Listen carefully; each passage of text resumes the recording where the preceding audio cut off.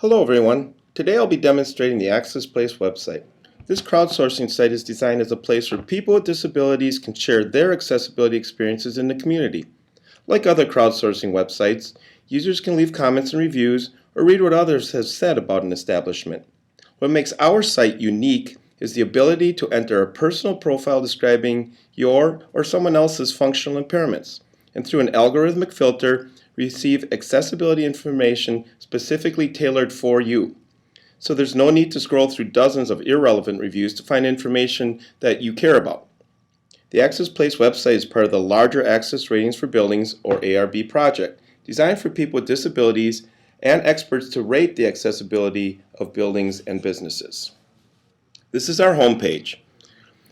At the top of the page is a banner. On the left is the AccessPlace logo and name. To the right are tabs reading Search, Profile, Account, About, and Help. This banner appears on each following screen, so I won't mention it again.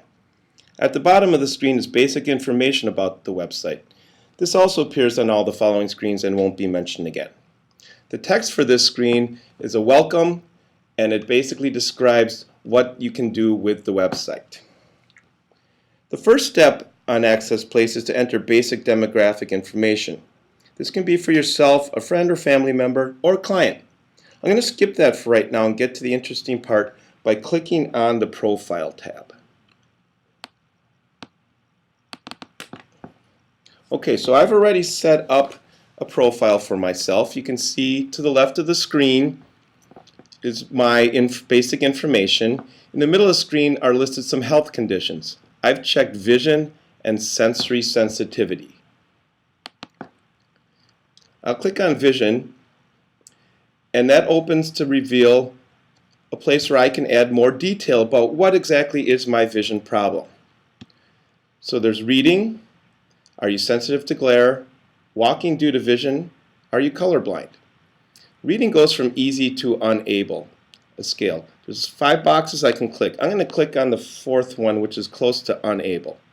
Are you sensitive to glare? I'm going to click very sensitive. Walking due to vision, no problem there, so I'm going to click easy. Are you colorblind? No. If I scroll down a little bit, we see that there's a list of checkboxes for the assistive devices used. I've clicked smartphone, and I've also entered in a text box below that strong glasses. I can undo changes here, or I can save the profile. I'm going to click Save Profile. Okay, now I'm going to go to the meat of our app, which is the search page. Taking up a large portion of the screen on the left is a map, which is seen in many other search type of websites, with markers to indicate locations of businesses near me.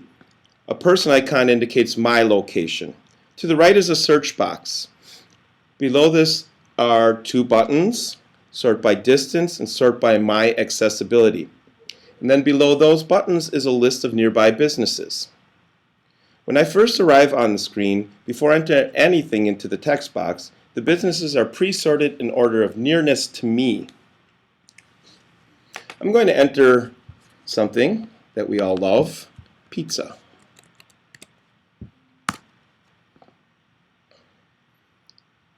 Okay, so the map is now shifted, and it shows the location of the pizza places closest to me. The list now on the right-hand side of the page has changed to being the most accessible on the top, and then the ones with little or no accessibility information on the bottom. So we can see 2 of the restaurants have stars. This indicates that there is accessibility information for those 2. I can also sort this list by distance again, and we can see that the list changes. So the one that was first is now second. If we click on the markers in the map, we can see that it also highlights that establishment in our list to the right. I'm going to click on the first one, which has some accessibility information, and it's highlighted. I'm going to click on the little arrow, And this takes us to our reviews page. Below our title banner is the name of the establishment. To the left of the screen is a small box showing the basic address, phone number, and a summary rating by people like you for this establishment. There's 3 out of 5 stars marked. Below that is a small map showing where this place is located. To the right of the screen is a column titled Reviews with a list of 12 building features such as stairways, ramps, doorways, restrooms. Just above this box is the overall accessibility rating with 3 stars and a comment indicating the reviewers are from 1 user. If I click on that box, we can see there's a place for me to leave a comment, or I can also rate it by stars. Below the comment box are 3 buttons: delete, cancel, and saved. Directly below that is the information that I'm interested in, which is the other comments. There's one comment that was left about a year ago, which states the overall accessibility for people with vision disabilities is okay, with a 3-star rating. Below this is a box, agree, which I can click if I agree with this rating. Now it says you agreed. I'm going to click on one of the building features that has stars filled in next to them. In this case, I'm going to go down to restrooms, because that's a very important accessibility feature for many people. A box opens below, and I can see some comments and reviews from some reviewers. The comments are color-coded red for not accessible or green for yes, accessible.